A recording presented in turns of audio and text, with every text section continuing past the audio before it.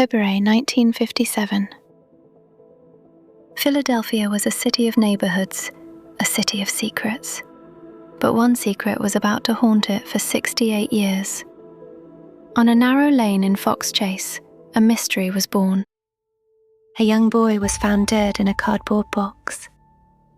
He had no name. No missing persons report matched him. No one claimed him. He was a ghost in a city of millions. For 68 years, he was simply known as America's unknown child, the most famous cold case in the history of the Philadelphia police, a boy whose identity remained a ghost for decades. He was wrapped in a plaid blanket, his hair freshly cut, his small hands folded. Someone had cared for him, deeply, before they discarded him like yesterday's trash.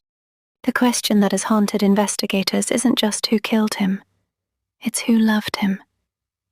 Today, for the Unfold Law, we walk through the definitive 15-minute investigation, the discovery, the dead ends, the suspects, and the stunning DNA breakthrough that finally gave Joseph Augustus Zarelli his name back. This is the ultimate account of a city's longest search, the discovery. It began with sightings that went unreported. A shadow in the woods that everyone saw, but no one understood.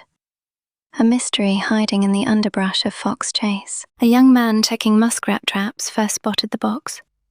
He said nothing, fearing the law would confiscate his illegal traps. It would be weeks before the world knew the secret he had walked past. February 25th, 1957. Frederick Bononis, a LaSalle student, sees a rabbit run into the brush. He stops to investigate. He finds what he thinks is a doll. It is a 4-year-old boy.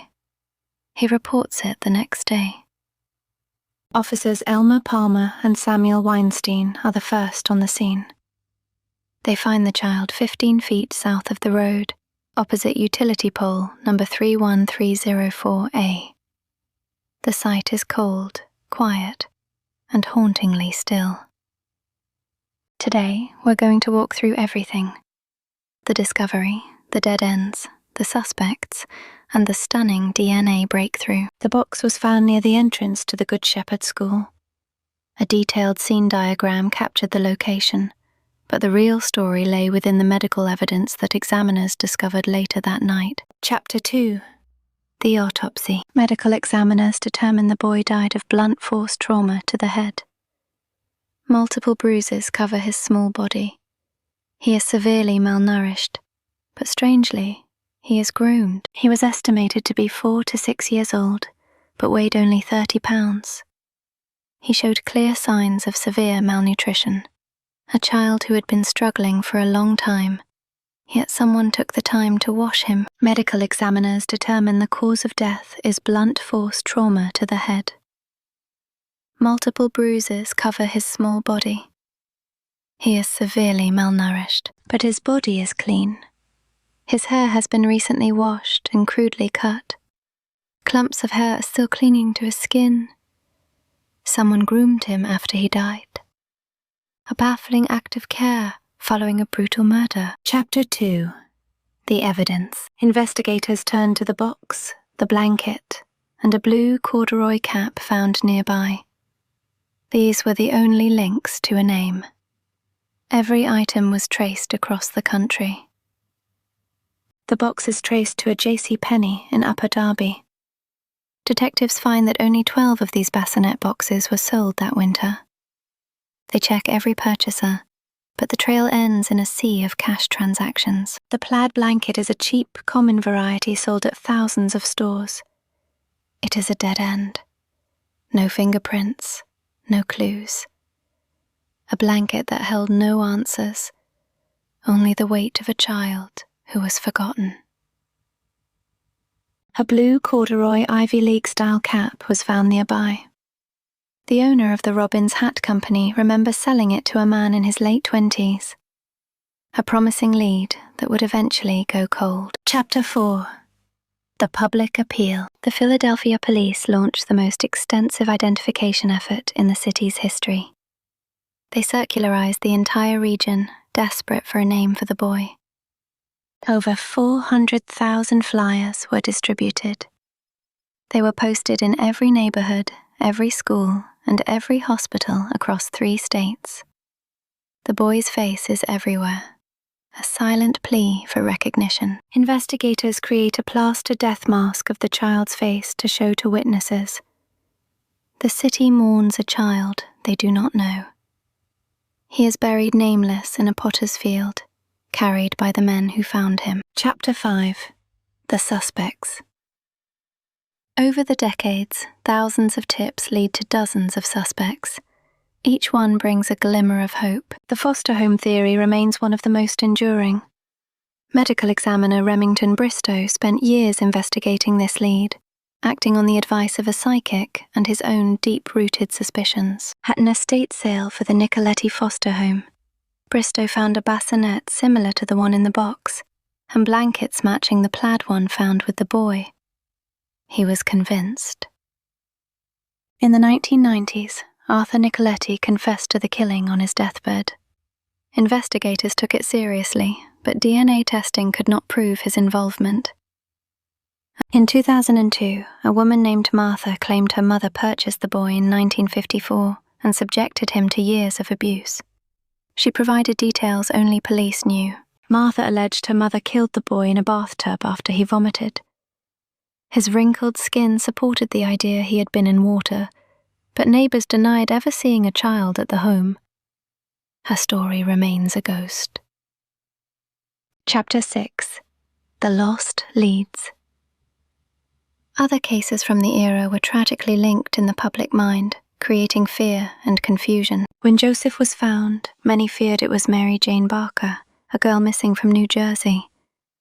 She was later found tragically trapped in a neighbor's closet. There was no connection, only shared tragedy in a cold winter. Investigators also looked at Kenneth Dudley, a carnival worker arrested for the death of his own child. They wondered if Joseph was one of his many neglected children. DNA comparison later cleared him completely. Chapter 7. The Echo of Tragedy. The boy in the box case changed Philadelphia forever, affecting how the city responded to every unidentified child discovered in the decades that followed. In 1962, a girl in the box was found. Investigators immediately applied the lessons learned from Joseph's search, leading to a new era of forensic commitment. Chapter 8. The Sleuths. A dedicated group of professionals and volunteers refused to let the boy be forgotten.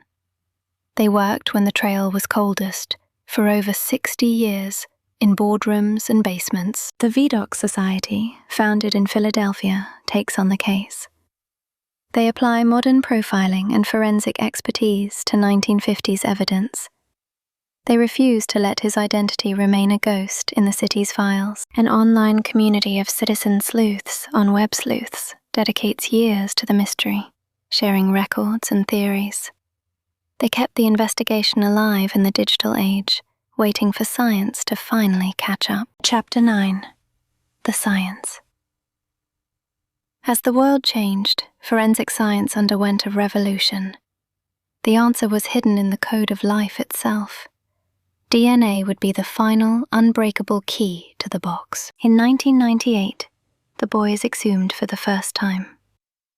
Investigators hope to build a genetic profile, but the DNA is highly degraded. Science isn't ready for him yet. He is reburied nameless, a child of Philadelphia. Scientists moved beyond standard testing to SMP analysis, examining thousands of genetic markers. This massive dataset would allow them to bridge the gap of 60 years and find his ancestors. The code was breaking. Chapter 10. The Breakthrough. Investigators upload the boy's profile to GEDmatch. They find distant cousins. The family tree begins to grow. By triangulating matches with third and fourth cousins on the maternal side, researchers identified common ancestors. The search was narrowing down. Working with Identifinders International, genealogists built a massive family tree. A court order for birth records revealed a third child born in 1953, whose name was Joseph Augustus Zarelli. Chapter 11. The name. On December 8, 2022, after 65 years of silence, the Philadelphia police make the announcement that shocks the nation. America's unknown child has a name. Joseph is home. Justice. His name was Joseph Augustus Zarelli, born on January 13, 1953.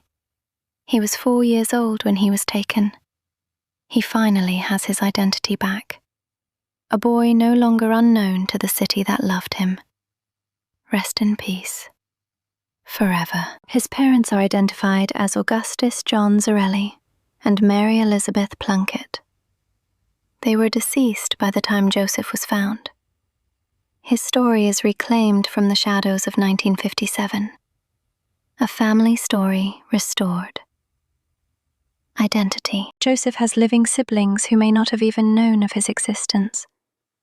He was a child with a family, a history, and a name that was silent for 68 years. The truth was hidden in his own blood. Justice is calling. Now. Chapter 12. The Pursuit of Justice. Knowing who he was only the first step. The homicide investigation remains active. The search for the truth continues for Joseph Augustus Zarelli. The file is open. Seeking. No charges have been filed. No killer named. Investigators believe the answers still exist within the family tree. Justice is the final goal for a boy who waited too long for his city to find him. Justice never sleeps. Never. The case pioneered the use of mass public circularization to find leads. These early efforts became the precursor to modern systems like Amber Alerts, changing police procedure and saving lives forever. Joseph's legacy. Always. A marker now stands on Susquehanna Road, ensuring the tragedy is never forgotten by the neighborhood. A boy who is now known to all. A symbol of hope for the thousands of still lost children. Joseph Augustus Zarelli. His new headstone was unveiled on what would have been his 70th birthday. It carries his name, his photograph, and the memory of 68 years. Rest in peace, Joseph. Your name will never be forgotten again. Rest well, child. There is a particular cruelty in dying without a name. Joseph Zarelli mattered. He was loved, he was hidden, and he was finally found. The long era of erasure is over. Justice is the only step left for us all. The investigation continues. If you know anything about the Zarelli family or the circumstances of Joseph's death, please call. His story is still being written by those who refuse to stop searching. Information is below. Thank you. Good night. If stories like Joseph's deserve to be remembered, subscribe. Join us as we keep these unfold stories alive for the unfold law. See you in the next investigation. I'm your host, and this is Joseph's story. Good night. Peace.